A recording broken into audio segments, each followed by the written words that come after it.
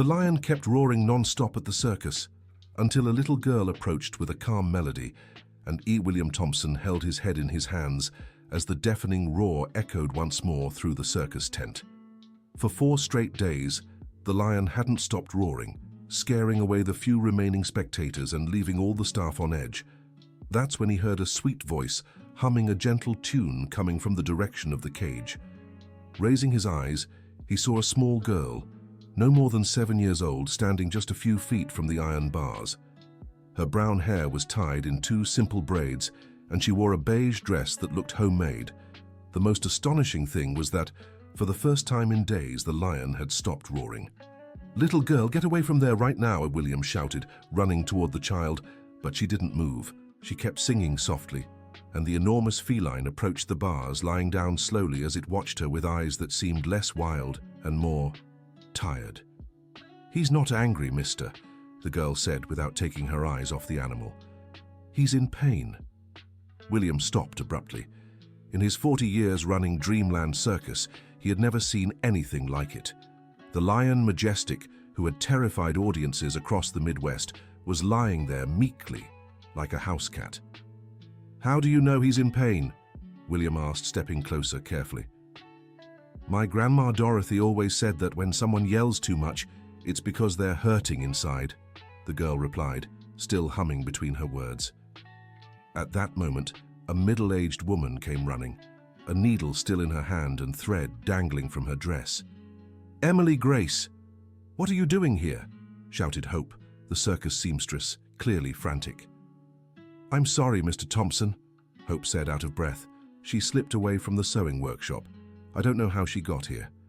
The girl finally turned, revealing large brown eyes that shone with an unusual determination for her age. "Miss Hope, the lion isn't angry. He's just hurting. Like when Mr. Leonard was yelling that day he hurt his back." William felt something stir in his chest. Leonard was the oldest trapeze artist in the circus, who had spent a week complaining of back pain before finally agreeing to see the town doctor. "Emily Grace, come here right now," Hope insisted, but her voice had lost its initial harshness. The lion let out a low roar, almost like a whimper, and the girl immediately started singing again. The melody that came from her throat was an old tune, one William vaguely remembered from his childhood in rural Nebraska. "Where did you learn that song?" he asked, intrigued. "From my great-grandmother, Winifred. She said this song could calm even the angriest heart." Hope cautiously moved closer to her daughter, but stopped when she saw how the lion responded positively to the child's presence. "Mr. Thompson, with all due respect, but Majestic hasn't let anyone sleep for 4 days. Customers are canceling their tickets, and you yourself said that if this continued..." William didn't need her to finish. He had promised himself that if the lion didn't calm down by the end of the week, he'd have to make a painful decision. The circus was struggling financially and couldn't afford to lose any more money. "Emily Grace," he called softly, "do you really think you can calm Majestic down?" The girl nodded, her eyes shining with hope. "But first, I need to understand why he's hurting."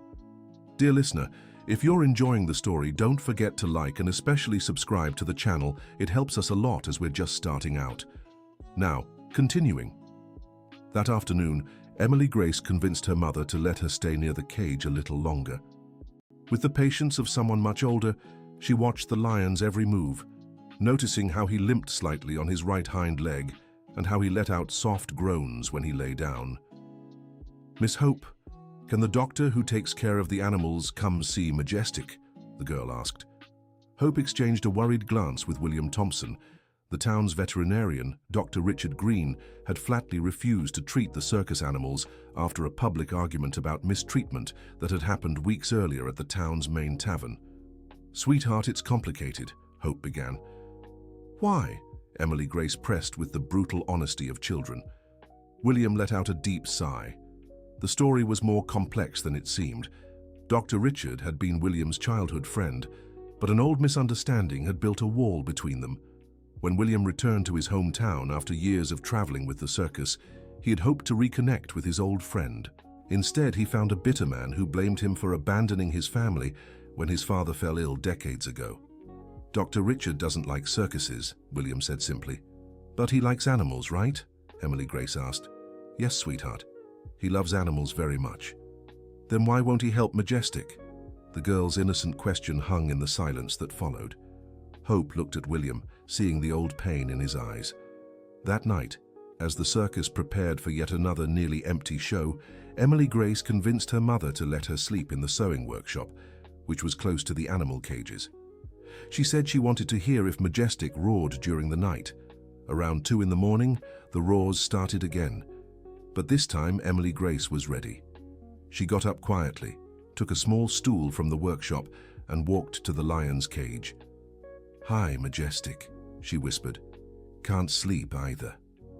The lion saw her and moved closer to the bars, but without the aggression of previous days. She began to sing again, and he lay down, resting his head on his front paws. "Were you really little when you got here?" she asked, as if talking to a friend. That's when she heard footsteps behind her. She turned and saw a young man in his early 20s, with dark hair and eyes that reminded her of William's. "You shouldn't be here," he said, though his voice held no sharpness.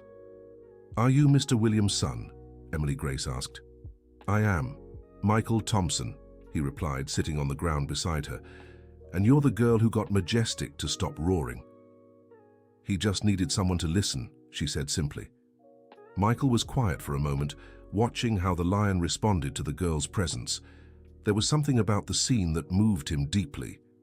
"You know, Emily Grace, I grew up in this circus too. When I was little like you, Majestic was just a cub." The girl's eyes widened with interest. "Really? What was he like?" "Playful, affectionate. My dad rescued him from a circus that mistreated animals. Majestic was almost very sick when he got here." Michael hesitated, remembering the rules about not mentioning heavy topics. "Dad spent nights taking care of him, feeding him with a bottle, singing him to sleep. Just like I'm doing now," Emily Grace said, smiling. "Exactly like that," Michael agreed, but his voice carried a sadness the girl quickly noticed. "Why do you sound sad?" Michael sighed. There was so much a 7-year-old couldn't understand about financial pressures, about how a man might harden his heart to protect his dreams, about how sometimes caring for those we love means making difficult choices. "It's just that my father changed a lot after my mother left," he finally said. "Did she go on a trip?" "Something like that," replied Michael, not wanting to go into details about how his mother had taken off with the family's entire savings, leaving the circus on the brink of bankruptcy. Emily Grace seemed to accept the explanation and turned her attention to Majestic, who had fallen asleep to the sound of her voice. "Michael, do you think your father still remembers how to sing to Majestic?" The question hit Michael like a punch to the gut. Yes, he remembered. He remembered perfectly the nights when William Thompson would sing old Midwest ballads to calm the lion cub. He remembered how his father used to be kind, patient, full of dreams about turning the circus into something special. "I think so," he whispered. "But it's been a long time since he last sang." "Maybe he forgot he knows how," said Emily Grace, with the peculiar wisdom of children. The next morning, Hope found her daughter sleeping against the cage, with Michael keeping watch a few feet away. Majestic was lying close to the bars, as if protecting the girl. "Good heavens, Emily Grace!" exclaimed Hope, rushing to pick up her daughter. The sudden movement made Majestic rise quickly, but instead of roaring, he simply watched as Hope carried the sleepy girl away. "Mum, he didn't do anything wrong," murmured Emily Grace, still half asleep. "Sweetheart, you can't sleep here. It's dangerous." But he was scared alone, the girl insisted. Michael approached slowly. "Mrs. Hope, she really did calm Majestic. He slept all night without roaring." Hope looked at the young man, then at the lion, and finally at her daughter. There was something happening here she didn't fully understand, but she couldn't deny it was the first peaceful night they'd all had in days. "This can't become a habit," she said finally. "Of course not," Michael agreed quickly. "But maybe she could visit during the day with supervision." Hope hesitated. She'd known William for years, ever since she'd arrived at the circus fleeing an abusive marriage in Kansas City. He'd given her work, a home, and dignity when she needed it most. She knew he wasn't a bad man, just a man tired of carrying the weight of the world on his shoulders. "I'll think about it," she said finally. But the events of the coming days wouldn't leave much time for thinking. That afternoon, during a performance for an audience of just 12 people, one of the trapeze artists, Andrew, took a fall. It wasn't serious, but it was enough to twist his ankle and leave everyone on edge. Accidents in small circuses always stirred talk in town, and William knew he couldn't afford any more trouble. After the show, he called all the staff together in the center ring. Emily Grace was playing near the sewing workshop, but could hear the raised voices. "Everyone, you know the situation isn't good," William began. "With Majestic's roaring, we've lost nearly all our audience this week. And now with Andrew's accident—" "Dad, Majestic hasn't roared since yesterday," Michael interrupted. "That doesn't change the fact we've already lost too much money," William replied coldly. "I got a call today. The Oakville Zoo wants to buy Majestic." A heavy silence fell over the group. Everyone knew that zoo's reputation. It wasn't exactly a place where animals were treated well. "Dad, you can't do this," said Michael, his voice thick with emotion. "I don't have a choice, Michael. It's this or lose the whole circus." Emily Grace, who had approached silently, heard the last words and felt her eyes fill with tears. "Mr. Thompson," she said, her voice small but determined, "you can't send Majestic away." Everyone turned to look at the girl, who stood at the entrance of the big top in her wrinkled beige dress and tousled hair. "Emily Grace, this isn't a matter for children," said William, but his voice lacked its usual sternness. "But I promised him I'd help," she insisted, tears beginning to stream down her face. "Sweetheart, come back here," called Hope, clearly embarrassed. "No!" shouted Emily Grace, surprising everyone with the firmness in her voice.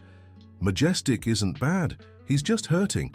And if you send him away, he'll only get sadder." William felt something tighten in his chest. There was something in the girl's determination that reminded him of himself when he was young, when he still believed love could heal any wound. "Emily Grace," he said, kneeling to meet her at eye level. "Sometimes we have to make hard choices, even when we don't want to.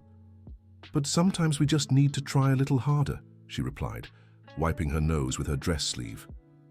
Michael watched the interaction between his father and the girl, seeing for the first time in years a crack in the emotional armor William had built around his heart. "Dad," he said softly, "what if we give it a few more days? Emily Grace really did calm Majestic down. Maybe she can help in other ways too." William looked at his son, then at the girl, and finally at the staff watching him hopefully. "3 days," he finally said. "If there's no real improvement in 3 days, Majestic goes to Oakville." Emily Grace nodded, as if accepting a mission of national importance. "Can I try to help him get better?" "You can try," William agreed. But he had no idea that promise would change not only the lion's fate, but the fate of everyone at Dreamland Circus. Dear listener, if you're enjoying the story, please take a moment to like and especially subscribe to the channel. It helps us newcomers a lot. Now continuing. The next day, Emily Grace woke before sunrise with a plan. She had spent the night thinking about everything her great-grandmother Winifred had taught her about caring for those in pain. Winifred had been a midwife and healer in rural Nebraska, and though she had passed when Emily Grace was just 5, her lessons still echoed in the girl's memory. She headed to the backyard of the circus grounds, searching for herbs she recognized from her great-grandmother's teachings. She found some lemon balm and peppermint leaves growing wild near a fence. "What are you doing up so early?" Emily Grace turned and saw Michael approaching, carrying buckets of water for the animals. "I'm getting medicine for Majestic," she replied, matter-of-factly. "Medicine?" "My great-grandmother said when someone's been hurting for a long time, sometimes love alone isn't enough. They need medicine too." Michael stopped what he was doing, intrigued. "And you know how to make medicine?" "A little," said Emily Grace, showing him the leaves she'd gathered. "Great-grandmother Winifred taught me that lemon balm soothes pain and peppermint helps when the stomach's upset." "But Emily Grace, we can't just give Majestic anything without knowing if it'll harm him." The girl stopped gathering herbs and looked at Michael with a very serious expression. "Michael, you said your father used to sing to Majestic when he was little. Did he give him medicine when Majestic got sick?" Michael hesitated. Yes, she vaguely remembered her father preparing special mixtures when Majestic had digestive troubles as a cub. William had learned a lot about animal care over the years at the circus. Yes, he knew a few things, Michael admitted, so why don't we ask him? The little girl's simple question revealed a truth Michael had avoided facing. In recent years, he and his father barely spoke beyond what was necessary to keep the circus running. The pain of losing his mother had created a distance between them that seemed impossible to bridge. It's complicated talking to my dad lately, Michael said. Why? He gets angry easily, worried about money, about the circus. He doesn't have patience for anything else. Emily Grace thought about this as she continued gathering herbs. You know, Michael, sometimes when we're hurting so much inside, it's hard to see that other people are hurting too. The wisdom in that 7-year-old girl's voice left Michael speechless. She was right, and he knew it. William wasn't a bad man. He was an overwhelmed one, carrying alone the weight of keeping a dream alive that seemed more impossible by the day. You're right, Michael finally said. Let's talk to him. They found William in the circus's makeshift kitchen, drinking strong black coffee while reviewing the accounts in a worn notebook. His clothes were wrinkled, and deep shadows under his eyes betrayed another sleepless night. Dad, Michael began hesitantly, Emily Grace had an idea to help Majestic. William looked up from the notebook, seeing the girl standing shyly behind Michael, clutching a handful of herbs. What kind of idea? He asked, trying to keep his voice neutral. Well, she noticed Majestic might be in physical pain, not just stressed. Do you remember those home remedies you used to make when he was a cub? William froze. It had been years since he'd thought about that time. When Majestic first came to the circus, still a tiny, frail cub, William had spent weeks researching, experimenting, trying different natural treatments he'd learned from veterinarians and other circus owners over the years. That was a long time ago, he said, his voice softer than it had been in days. But do you still remember? Emily Grace asked, stepping forward and showing the herbs she'd gathered. William looked at the leaves in the girl's hands and felt a wave of memories wash over him. He recalled sleepless nights brewing teas and making poultices, singing to the lion cub as he tended to him. He remembered the hope he'd felt then, the certainty that love and dedication could overcome any obstacle. Lemon balm and peppermint, he murmured, recognizing the plants. Great-grandmother Winifred said they're good for pain and soothing the stomach, Emily Grace explained. Your great-grandmother was a wise woman, William said, and for the first time in days, a small smile touched his lips. Michael watched the interaction, feeling something loosen in his chest. It had been so long since he'd seen his father smile genuinely. Dad, could you teach us, like you used to? William looked at his son, seeing in the young face an echo of the boy Michael had once been, always curious, always eager to learn. When had they stopped talking like this? When had the circus become just work and worry, with no room for dreams and possibilities? Well, he said slowly, first we need to examine Majestic properly. No use giving medicine if we don't know exactly what's wrong. How do we do that? Emily Grace asked. We observe, see how he moves, where he seems to hurt most, and then we can try some of the things I used to do when he was little. The three spent the entire morning observing Majestic. Emily Grace proved to be a surprisingly competent assistant, noticing details even William Thompson had missed. She observed that the lion favored his right hind paw, groaned more when standing up, and that his eyes seemed brighter when she sang. He's in pain in his paw, but it's not just that, she finally said. What else did you notice? Asked William, genuinely interested in the girl's opinion. He gets sadder when he's alone too long, and when there's too much noise. It's like he remembers bad things. William paused. The girl's observation was incredibly insightful. Majestic had come to the circus from a traumatic situation. It was possible the recent stress had stirred old memories, worsening any physical issues he might have. You're right, he said. Sometimes the wounds of the body and the wounds of the soul get mixed up. How do we separate them? Asked Emily Grace. By healing both at the same time, replied William, and as he said it, he felt he wasn't just talking about the lion. That afternoon, they began the treatment. William prepared a mild tea with the herbs Emily Grace had gathered, mixing it into Majestic's drinking water. The girl stayed near the cage, singing softly as the lion drank. "Dad," said Michael hesitantly, "do you remember the songs you used to sing to him?" William fell silent for a long moment. Of course he remembered.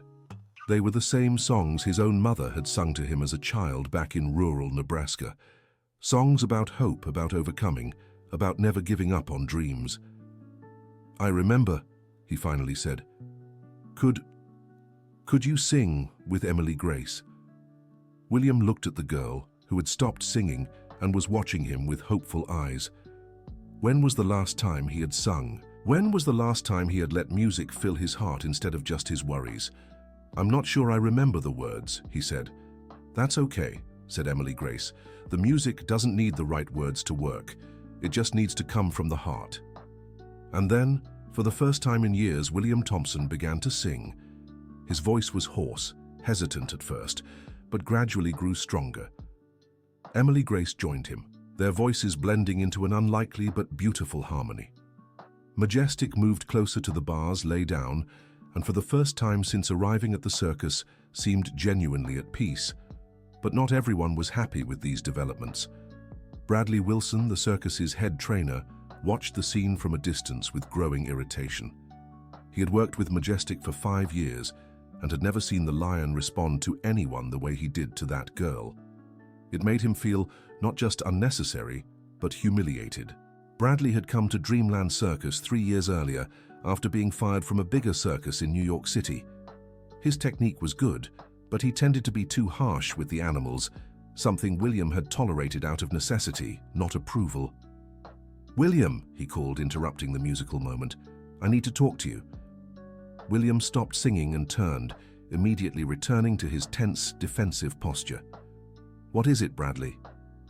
"I don't think it's wise to let a child get so close to Majestic. It's dangerous and could cause legal trouble if someone in town finds out." "She's not doing anything wrong," Michael defended. "I wasn't talking to you, boy," Bradley snapped. "I was talking to your father." The tension in the air became palpable. Emily Grace stopped singing and instinctively moved closer to Michael, sensing the shift in the atmosphere. "Bradley is right about one thing," said William slowly. "If something happens, the circus could face serious trouble." "Dad," began Michael. "No, Michael, Bradley is right. I can't let a child take risks, no matter how good her intentions are." Emily Grace felt her eyes fill with tears, but tried not to cry. "Mr. Thompson, I just want to help Majestic get better." "I know, dear, but it's too dangerous." "But he won't hurt me," she protested. "You can't be sure of that," said Bradley, his voice carrying false authority. "Wild animals are unpredictable. I've known Majestic for years, and I can tell you he can be dangerous." William looked at the girl, then at the lion, and finally at Bradley. Old doubt and fear began reclaiming space in his heart. "From now on, Emily Grace is not to go near the cage," he decided. "No," cried the girl, tears finally overflowing. "Please, Mr. Thompson, he needs me." "The decision is final," said William, though his voice didn't sound convincing even to himself. Emily Grace ran off, with Hope chasing after her. Michael stood still, looking at his father with deep disappointment. "Dad, you were starting to remember who you really are," he said quietly. "Michael." "No, Dad, no need to explain. I get it. As always, fear wins." With that, Michael walked away too, leaving William alone with Bradley and a terrible weight in his chest. That night, Majestic roared again. The roars were louder and more desperate than before, as if the lion were calling for someone specific. Emily Grace, lying on her makeshift bed in the sewing workshop, cried silently with each sound from the cage. Hope tried to comfort her, but didn't know what to say. She had seen the change her daughter had brought to the circus atmosphere. For the first time in months, people were working together, talking, smiling, and now everything had gone back to how it was before, or maybe even worse. "Mom," whispered Emily Grace in the dark, "Majestic is calling me." "Sweetheart, you can't go there. Mr. Thompson forbade it." "But he's suffering." "I know, love, but sometimes..." Sometimes we can't help everyone who's hurting. Emily Grace stayed silent for a long time, listening to the roars echoing through the night. "Mom," she finally said, "why do grown-ups give up so easily on doing what's right?" The question struck hope like an arrow.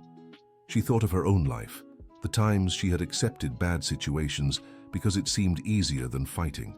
She thought of how it had taken her years to gather the courage to leave her violent husband back in Kansas City. She thought of all the times she had stayed silent when she should have spoken. Because sometimes, sweetheart, we forget that being brave doesn't mean not being afraid. It means doing what's right even when we are afraid. So, I can be afraid and still help Majestic? Hope looked at her daughter in the dark, seeing the determination shining even through tears. "Sweetheart, if you can find a way to help Majestic without putting yourself in danger, I won't stop you. Even if Mr. Thompson gets mad." "Even if Mr. Thompson gets mad," Hope confirmed, surprising herself with her own answer. The next day, Emily Grace put into action a plan she had come up with during her sleepless night. If she couldn't go near Majestic's cage, she'd find another way to help. She sought out Michael early before Bradley arrived for work. "Michael, do you still want to help Majestic?" "Of course, but my dad." "Your dad doesn't need to know everything we do, does he?" she said, with a mischievous smile. Michael hesitated. Going against his father's direct orders was something he had never done before. But looking at that determined girl and hearing Majestic's continuous roars, he felt some rules were worth breaking. "What do you have in mind?" he asked. "First, we'll figure out why Majestic got worse after I stopped visiting him. Second, we'll find a way to remind your father why he loved that lion so much." "And how are we going to do that?" "You said you have old photos of your dad with Majestic as a cub." Michael nodded. Yes, there were some photos stored in the trailer where he and his father lived. Photos from Majestic's first months at the circus, when William was full of hope and energy. "Where are they?" "In my father's room. In a box he never opened again." "Then let's get those photos." "Emily Grace, I can't go through my father's things." "We're not going through them. We're reminding him of who he really is." There was something in the girl's conviction that was impossible to resist. Michael felt carried by a determination he hadn't felt in years. They waited until William left to deal with the feed supplier in town. Then, quietly, they entered the trailer and went straight to the main bedroom. The box was exactly where Michael remembered, on top of the wardrobe. Inside, they found forgotten treasures, photos of Majestic as a cub playing with William, fan letters from the circus's golden days, clippings from local newspapers about memorable performances. "Look at this," whispered Emily Grace, holding a photo of a much younger William sitting on the cage floor with baby Majestic asleep in his lap. Both looked perfectly at peace. "I remember that time," said Michael, his voice heavy with nostalgia. "Dad was different. He smiled more, sang all the time, believed the circus could be something magical." "And can't it still be?" asked Emily Grace. Michael looked at her, seeing pure hope in her eyes. "It can," he finally said, "but for that, he needs to remember who he used to be." They selected some of the best photos and closed the box, leaving everything exactly as they found it. "Now we need to show him at the right moment," said Emily Grace. "When will that be?" "When he's ready to choose between fear and love," she replied with wisdom that didn't seem to belong to a 7-year-old. Dear listener, if you're enjoying the story, please take a moment to like and especially subscribe to the channel. It helps us a lot as we're just starting out. Now continuing. That afternoon, the news everyone feared arrived. A representative from the Oakville Zoo had called to confirm they'd come for Majestic the next day. William had closed the deal without consulting anyone, driven by financial despair and the lion's relentless roars. The news spread quickly through the circus. The longtime staff, who had watched Majestic grow up, were visibly shaken. Leonard, the trapeze artist, openly questioned the decision. "William, are you sure about this? Majestic has been part of this circus family for years." "Leonard, it's not an easy decision, but it's necessary," William replied, though his voice lacked conviction. "And did you talk to Michael about it?" "I don't need to consult anyone on business decisions. This isn't a business decision, William. It's a decision of the heart, and you're making it with your heart closed." Leonard's words echoed in the silence that followed. Everyone knew the trapeze artist was right, but no one knew how to convince William to reconsider. Then Emily Grace appeared, holding the old photos in her hands. "Mr. William," she said, her voice trembling slightly but determined. "Can I show you something?" William looked at the girl, then at the photos in his hands, and immediately understood what had happened. "Emily Grace, did you go through my things?" His voice sounded more sad than angry. "I'm sorry, Mr. Thompson, but I needed you to remember." "Remember what?" "The man in these photos," she said, holding out one of the pictures. William reluctantly looked at it. When he saw it, he felt as if he'd been punched in the gut. There he was, 20 years younger, holding a baby Majestic, both their faces glowing with pure happiness. "That's the man I wanted to meet," Emily Grace said softly. "The man who used to sing to Majestic. The man who believed love could heal anything." "Sweetheart," William said, his voice rough. "That man in the photos. He didn't know what life was going to teach him." "And what did life teach you?" "That sometimes love isn't enough. That sometimes we have to make painful choices to protect the ones we love." "But are you really protecting Majestic by sending him away?" she asked, with the brutal honesty of children. William didn't answer right away. He looked around, seeing the faces of all the people who depended on him, who trusted him to keep the circus running. "I'm protecting the circus," he finally said. "And is the circus more important than Majestic? The circus is how everyone here makes a living. If I don't make the hard choices, Mr. Thompson," Emily Grace interrupted, "can I ask you something?" He nodded. "Do you still love Majestic?" The simple question struck William like lightning. Of course he still loved Majestic. He loved every animal in the circus, every worker, every moment of magic they could still create together. But love was a luxury he could no longer afford. "It's not about love, Emily Grace. It's about responsibility." "But can't it be about both?" Before William could answer, a different roar echoed through the circus tent. It wasn't the roar of pain or despair from the past few days. It was a roar of calling. Everyone turned toward the cage, where Majestic stood, staring straight at Emily Grace. "He's calling me," she said. "Emily Grace, you can't," William started. "Please," she interrupted, tears in her eyes. "Let me say goodbye. If he's leaving tomorrow, at least let me tell him goodbye." The simple request touched something deep in the hearts of everyone present. William looked at her, then at the lion, and finally at the old photo still in his hands. "5 minutes," he said at last, "and I stay by your side the whole time." Emily Grace nodded eagerly and walked toward the cage with William beside her. As they approached, Majestic immediately calmed, as if her presence brought instant peace. "Hi, Majestic," she said gently. "I came to say goodbye." The lion moved closer to the bars and lay down, resting his head as near to the girl as possible. "You're going to a new place tomorrow. I hope there are nice people there who'll take good care of you." William watched the interaction, his heart breaking.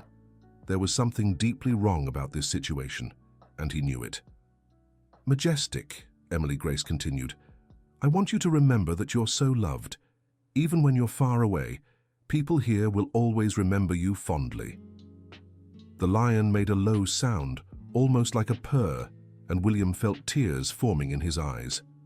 "And you," Emily Grace said, turning to William, "you need to remember that you're loved too, even when things get hard." The girl's words hit William with full force. When was the last time someone had told him he was loved? When was the last time he'd let himself feel love instead of just responsibility? "Emily Grace," he said, his voice breaking, But before he could finish the sentence, another sound interrupted the moment. Cars were approaching the circus, far more cars than usual. "What's happening?" asked Hope, running toward them. Michael appeared, rushing from the back of the circus. "Dad, there's a whole crowd coming, and I think it's the people from the zoo. They're early." William Thompson's blood ran cold. He wasn't ready for this. He wasn't ready to see Majestic being taken away. "Already?" he asked, glancing at his watch. They said they'd come tomorrow. Plans changed, said a voice behind him. Everyone turned to see a middle-aged man dressed in expensive clothes, but with a stern expression. Behind him were two other men carrying animal transport equipment. "Mr. William Thompson, I'm Robert Johnson from the Oakville Zoo. We've come for the lion." William felt the world spin around him. It was all happening too fast. "I thought you were coming tomorrow," he said. "Our plans changed. We have other animals to pick up in the area today. I hope that's not a problem." William looked at Emily Grace, who was clinging to the bars of Majestic's cage as if trying to protect him. "Of course it's no problem," he said, but his voice sounded hollow. "Excellent. My men will prepare the transport." As the men began setting up the equipment, Emily Grace turned to William with tears streaming down her face. "Please, Mr. Thompson, don't let them take Majestic." "Emily Grace, the deal is already done. But you can change your mind. It's not that simple." "Why not?" The question hung in the silence. Why wasn't it that simple? Why couldn't he just say he'd changed his mind? Because I need the money to keep the circus running." "How much money?" asked a voice behind him. Everyone turned to see a group of townspeople who had arrived with the cars. At the front was Mrs. Barbara, the owner of the local bakery, accompanied by Mr. Walter, the grocery store owner, and several other merchants William recognized. "Mrs. Barbara," said William, confused, "what are you all doing here?" "We came to talk to you about Majestic," she replied. "We heard you're selling him." "How did you find out?" "News travels fast in a small town," said Mr. Walter, "and we're not happy about it." William didn't understand what was happening. "I don't get it. You've never shown much interest in the circus before." "That's true," admitted Mrs. Barbara, "until last week.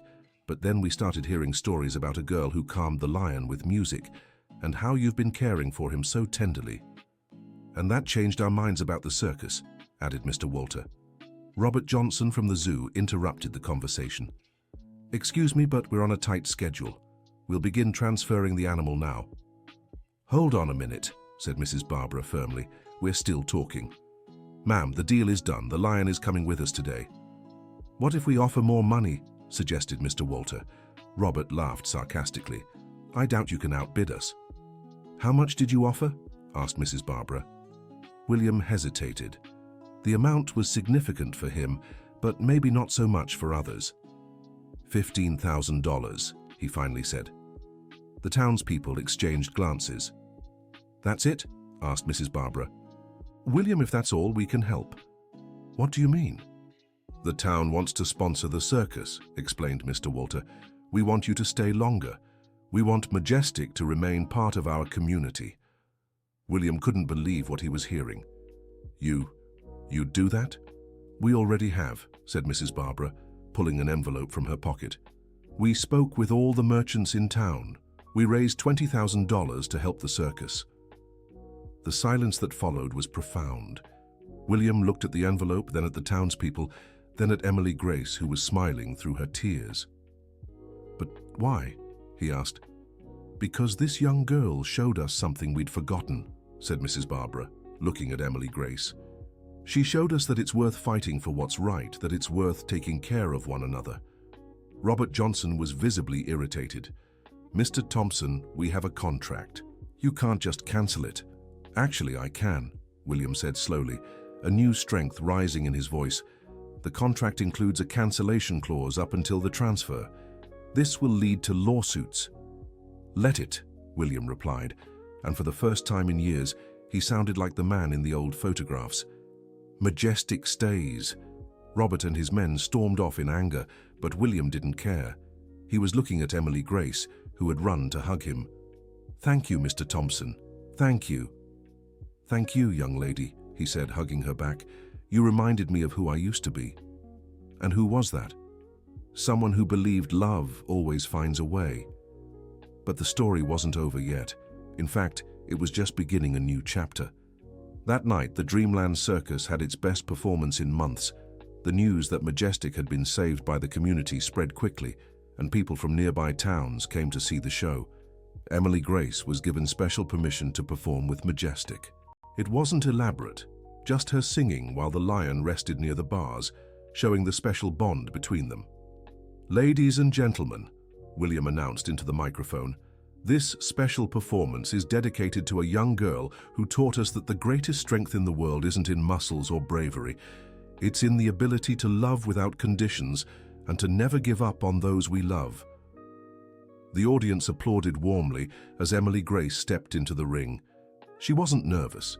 She looked like a seasoned performer. "Good evening, everyone," she said into the microphone, her voice small but clear. "I want to tell you about my friend Majestic." And then she began to sing. Not the old melody she'd learned from her great-grandmother, but a new song, one that seemed to come straight from her heart. It was a song about friendship, about not giving up, about believing that every creature deserves love and care. Majestic, hearing Emily Grace's voice, stood and walked to the bars closest to the ring. For the first time since arriving at the circus, he didn't look like a caged animal. He looked like an artist in his element. The song ended with a deep silence, followed by the loudest applause the Dreamland Circus had heard in years. But the real surprise of the night was yet to come. After the performance, as everyone celebrated backstage, an elderly man approached William. He was tall, with neatly trimmed grey hair and glasses. There was something familiar about him. "William?" the man said hesitantly. William turned and his face paled. "Richard," he whispered. "Hello, old friend." It was Dr. Richard Green, the town veterinarian, the man who had refused to treat Majestic, the childhood friend who had become a stranger. What are you doing here?" William asked. "I came to see the show.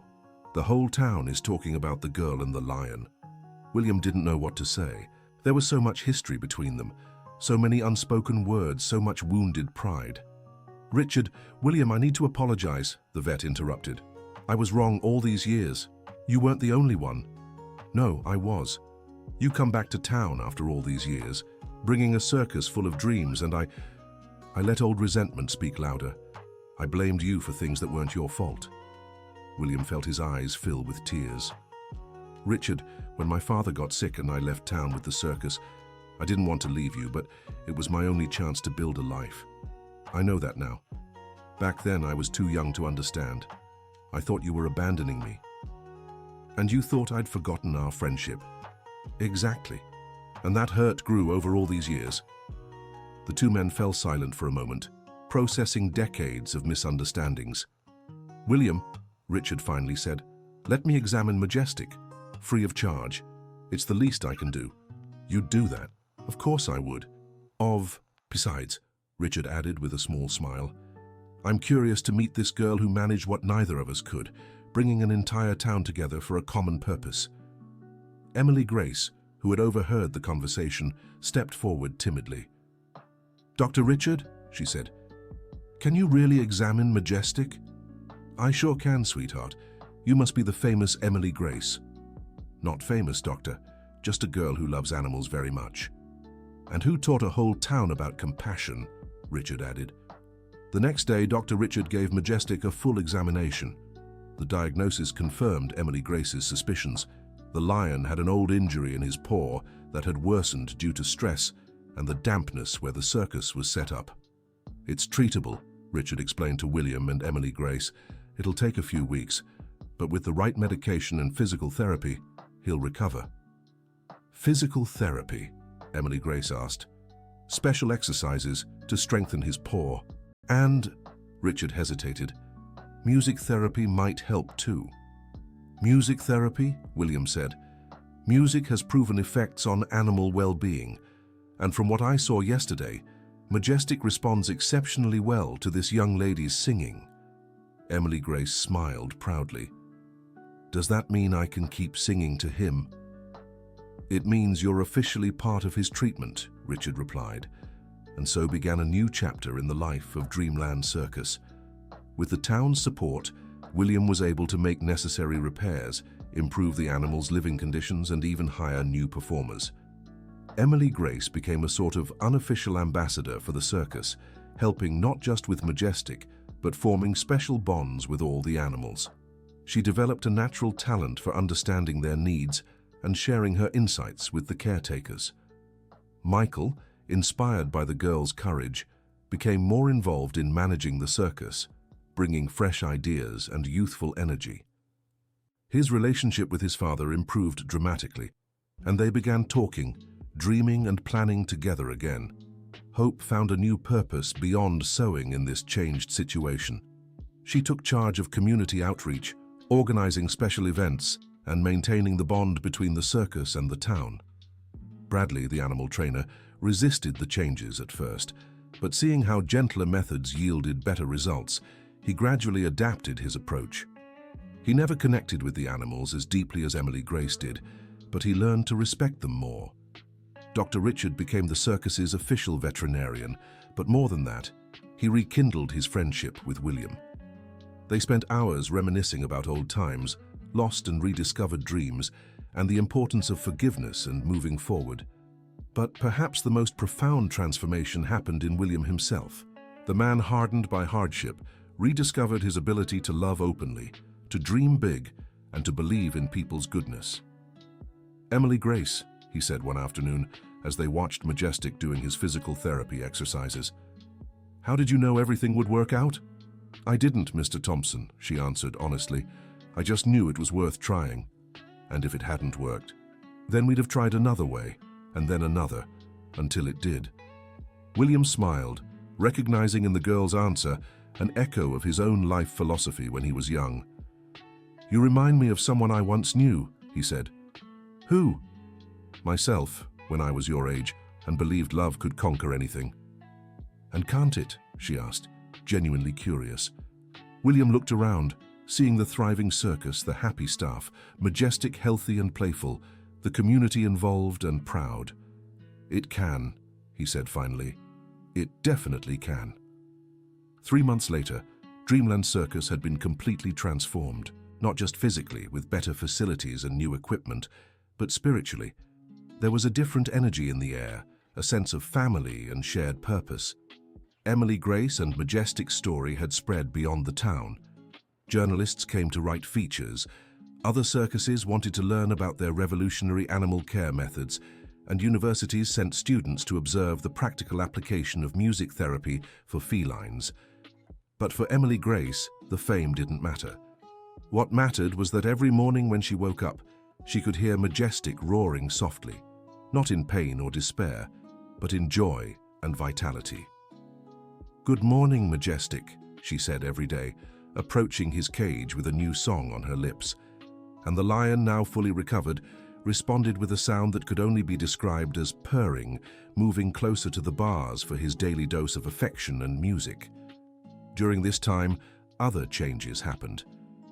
Hope married again, this time to Leonard, the trapeze artist, in a simple but moving ceremony held right in the circus ring. Emily Grace was the maid of honor and insisted on singing during the ceremony, with Majestic providing the background music from under the tent. Michael began dating a young woman from town who had fallen in love with the circus after seeing Emily Grace's special performance. She was a teacher at the local school and brought her classes for regular educational visits, turning the circus into a learning center for animal care and preservation. Dr. Green became an unofficial partner of the circus, investing part of his savings in specialized medical equipment for animals. He and William planned to expand the circus to include a rehabilitation center for injured or mistreated animals, but not everything was smooth sailing. There were challenges and difficult moments. Once government inspectors arrived unannounced, alerted by an anonymous complaint about possible animal mistreatment.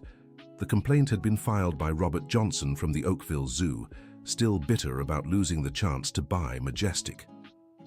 Emily Grace was at school when the inspectors arrived, but Hope rushed to get her, knowing her presence would be crucial in showing the true nature of the relationship between humans and animals at the circus. "Inspectors," William said, trying to stay calm, "welcome. You're free to examine whatever you'd like." The inspectors were serious professionals, but clearly influenced by the complaint they'd received. They began their work with an air of suspicion, looking for signs of neglect or cruelty. "This lion seems very comfortable around people," one remarked, watching how Majestic reacted to the circus staff. "Is that a problem?" William asked. It could be. Wild animals should maintain a proper distance from humans. That was when Emily Grace came running in, still wearing her school uniform. Mr. Thompson, Mrs. Hope said there are people here to see Majestic. Calm down, Emily Grace, said William. They're government inspectors. They came to check if we're taking good care of the animals. The girl looked at the men in suits with curiosity, without a trace of fear or nervousness. That's great, she said cheerfully. Majestic is doing much better now. Want to see? Before anyone could protest, she headed toward Majestic's cage, humming softly. The lion, who had grown slightly restless at the stranger's presence, immediately calmed down upon hearing her voice. Hi, Majestic, she said, stopping a few feet from the bars. Some nice people came to see how well you're being cared for. The lion moved closer to the bars and lay down, clearly relaxed and happy. One inspector took off his glasses, wiped the lenses and looked again, as if he couldn't believe his eyes. In 20 years of inspections, he murmured to his colleague, I've never seen anything like this. The girl. Does she have special training? The other inspector asked. No, William replied. She has something you can't teach. She has genuine love for animals. For the next 2 hours, the inspectors conducted the most thorough evaluation any American circus had ever undergone. They examined every animal, every facility, every procedure. They spoke with all the staff, reviewed medical records, analyzed the animals' diets, and at every step of the inspection, they found standards that exceeded not just the minimum requirements, but even the best recommended practices. Mr. Thompson, the lead inspector finally said, in 2 decades of work, I've never encountered an establishment with such high standards of animal care. Thank you, William said, clearly relieved. More than that, the inspector continued, we'd like to recommend Dreamland Circus as a model for other establishments. Would you be willing to host visits from other circus owners so they can learn your methods? William looked at Emily Grace, who was smiling proudly. I accept, he said, but on one condition. What's that? Emily Grace takes part in every demonstration. She's the real teacher here. The girl blushed but nodded firmly. I'll teach everything I learned from Great-Grandma Winifred and from Majestic, she said. In the months that followed, Dreamland Circus became a sort of informal school for animal caretakers from across the United States. People traveled from far away to learn the revolutionary techniques a 7-year-old girl had developed intuitively. Emily Grace, always accompanied by Hope or William, led workshops on nonverbal communication with animals, the importance of music in animal therapy, and how to recognize signs of stress or pain in different species. The most important thing, she said in every workshop, is to remember that animals are our friends, not our employees. We don't boss our friends around. We take care of them. This simple yet revolutionary philosophy changed how many professionals worked with captive animals. But perhaps the most special moment in the circus's transformation came 6 months after the inspector's visit. It was a warm September night when Emily Grace woke to an unusual sound coming from the animal area. It wasn't Majestic's familiar roar, but something softer, more melodic. Curious, she stepped out of the trailer where she now lived with Hope and Leonard. After the wedding, William had insisted they move into better accommodations and quietly walked toward the cages. What she saw took her breath away. Majestic was singing. Not exactly a song in the human sense, but melodic, rhythmic, almost musical sounds. And he wasn't alone. The other circus animals, the horses, the trained dogs, even the guinea fowl, were making their own sounds in an unlikely chorus. Incredible, whispered a voice behind her. Emily Grace turned and saw Dr. Richard approaching, carrying his medical kit. Dr. Richard? What are you doing here so late? I came to check on Majestic's paw. It was a bit swollen this morning, but this, he gestured toward the animals, this is extraordinary. Why are they doing this? I don't have a scientific answer, Richard admitted, but if I had to guess, I'd say they're imitating you. Imitating how? You brought music into their lives. Now they're creating their own. Emily Grace fell silent, watching and listening to the animal chorus. "Dr. Richard," she finally said, "does this mean they're happy?" "My dear," he replied, his voice thick with emotion, "this means they're more than happy. They're expressing pure joy." Just then, other circus staff began to appear, drawn by the unusual sounds. William Thompson came running, thinking something was wrong. "What's going—" he started but stopped abruptly at the sight. "Dad," whispered Michael, who had arrived right behind him. "They're singing." "Just like Emily Grace taught them," added Hope, awestruck. William approached slowly as if afraid to break the spell. When he reached Emily Grace, she took his hand. "Mr. Thompson," she whispered, "I think we did it." "Did what?" "Made the circus a place where everyone can be happy, even the animals." Tears rolled down William's face. She was right. They had accomplished something that seemed impossible months ago, a place where humans and animals coexisted in true harmony, where every creature was valued and cared for. "Emily Grace," he said, "you saved far more than Majestic. You saved all of us." "No, Mr. Thompson, we saved each other. That's how it works when we truly care." The animal chorus continued for a few more minutes before gradually fading into silence. But it wasn't the silence of sadness or fear that had once hung over the circus. It was the silence of peace, of contentment, of creatures who knew they were safe and loved. "Well," Dr. Richard said gently, breaking the moment, "I still need to examine Majestic's paw." "Of course," Emily Grace replied. "Majestic, Dr. Richard wants to check your paw." The lion walked to the bars, extended his right hind leg, and stood patiently while Richard examined him. "Perfect," the vet announced. "The swelling is completely gone. He's 100% recovered." A small, spontaneous applause rippled through the gathered group. "This calls for a celebration," William declared. "What kind?" Emily Grace asked. "How about a special show? One where you and Majeston show the whole region what you've achieved together." Emily Grace's eyes sparkled with excitement. "Can I invite everyone who helped? Mrs. Barbara, Mr. Walter, all the folks from town?" "Of course. This victory belongs to all of us." And so the grand celebration show for Dreamland Circus was planned.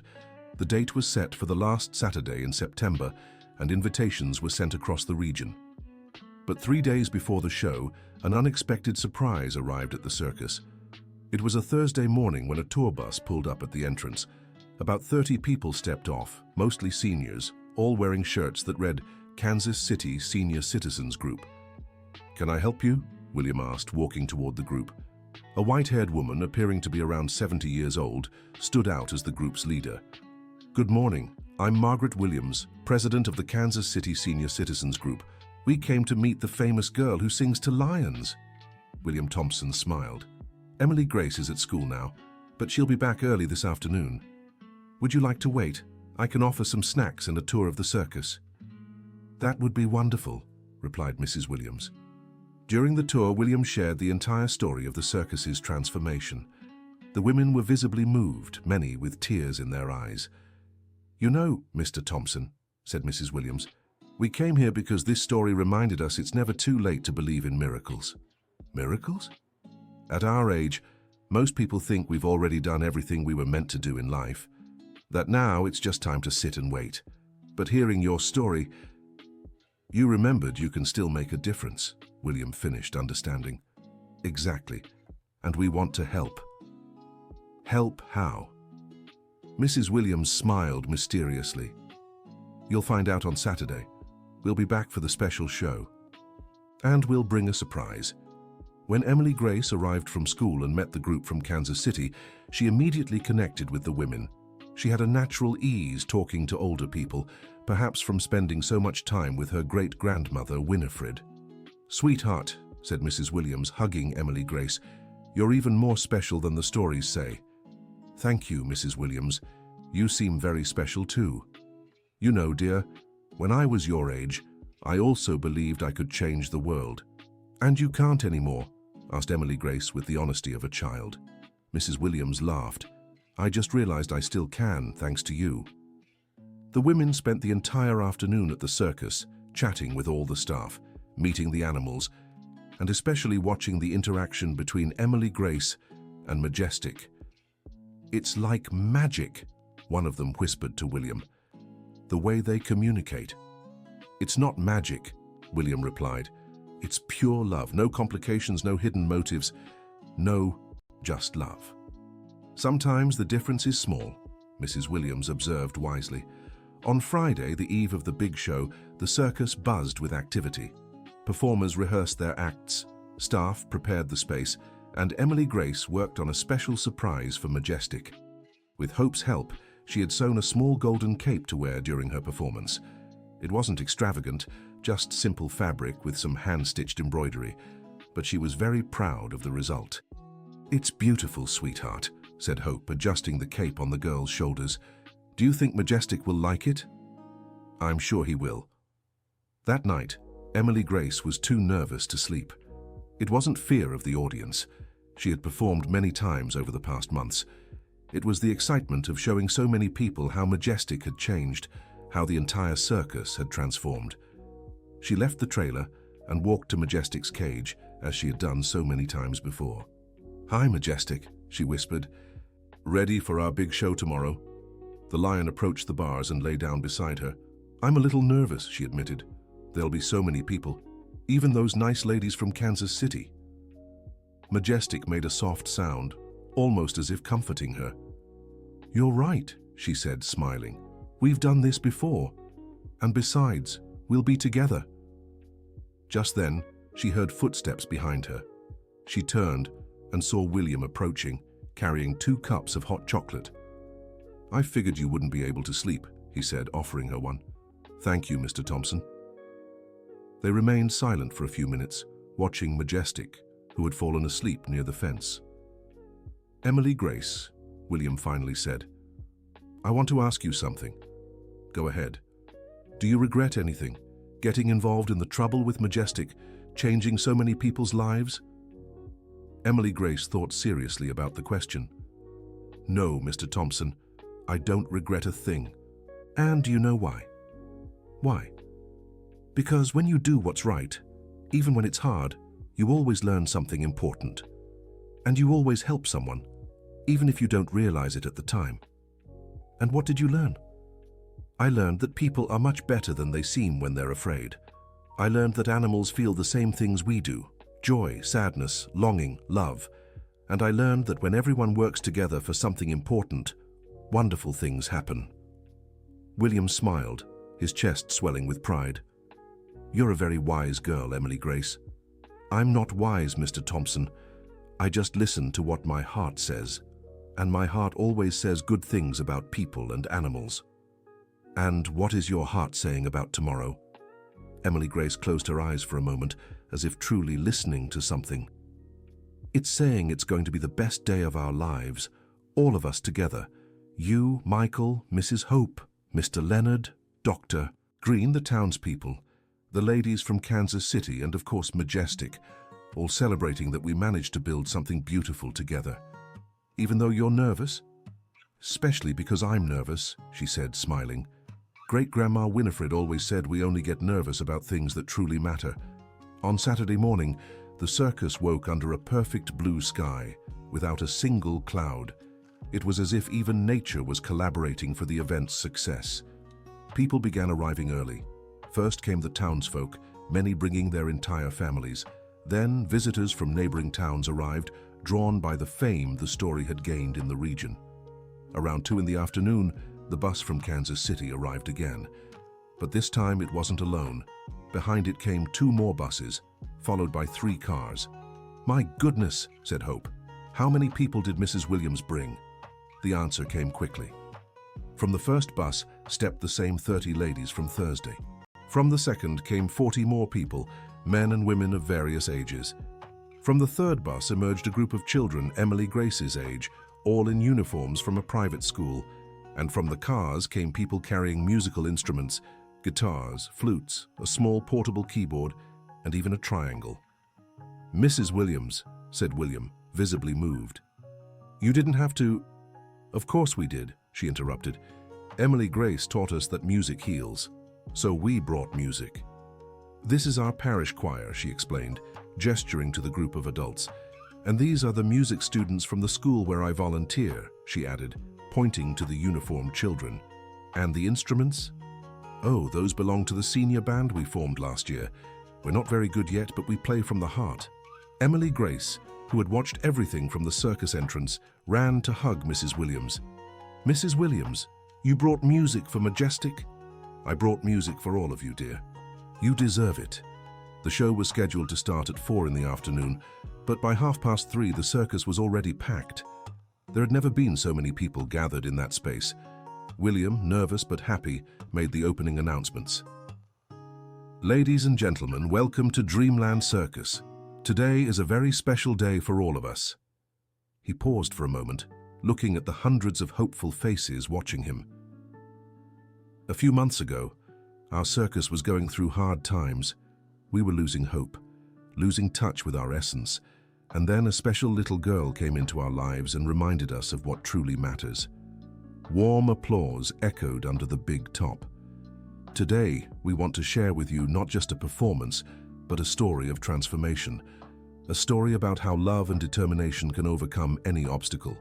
The show began with the circus's traditional acts, trapeze artists, tightrope walkers, clowns. But there was something different in the air. The performers carried an energy and joy that spread through the entire audience. When it was time for Emily Grace and Majestic's special act, an expectant silence filled the space. "Ladies and gentlemen," announced William Thompson, presenting Emily Grace and her friend Majestic in a performance about friendship and trust. Emily Grace stepped into the ring wearing her homemade golden cape. She didn't look like a 7-year-old girl in that moment. She looked like a seasoned performer, confident and radiant. "Good afternoon, everyone," she said into the microphone. "I want to tell you about my friend Majestic." And then she began to tell the story. Not the whole story, that would take hours, but the key moments. How she met Majestic roaring in pain, how she discovered he just needed someone to listen, how the entire circus changed when people started working together. "And now," she said, turning toward the cage where Majestic waited, "I'll show you how music can be a language of love." She began to sing. Not the old melody from her great-grandmother Winifred, nor the new song she had composed months before. It was something different, a blend of all the songs she had learned, mixed with new sounds that seemed to flow straight from her heart. Majestic, hearing the music, stood and walked to the bars closest to the audience. For the first time, hundreds of people could see up close the transformation that had taken place in him. His eyes shone with health and contentment. His movements were graceful and confident. And then something extraordinary happened. Majestic began to sing along with Emily Grace. Not roars, but melodic, almost musical sounds that harmonized perfectly with the girl's voice. The audience fell into absolute silence, witnessing something they had never seen before, a child and a lion making music together. But the surprise wasn't over yet. Margaret Williams gave a discreet signal, and the Kansas City Choir stood up. Quietly, they positioned themselves around the ring and began to sing along, their mature voices blending with Emily Grace's melody and Majestic's sounds. Then the schoolchildren also rose, adding their young voices to the growing harmony. Finally, the senior citizens band picked up their instruments and began to play, creating a gentle yet perfect accompaniment for the human-animal choir. The result was magical.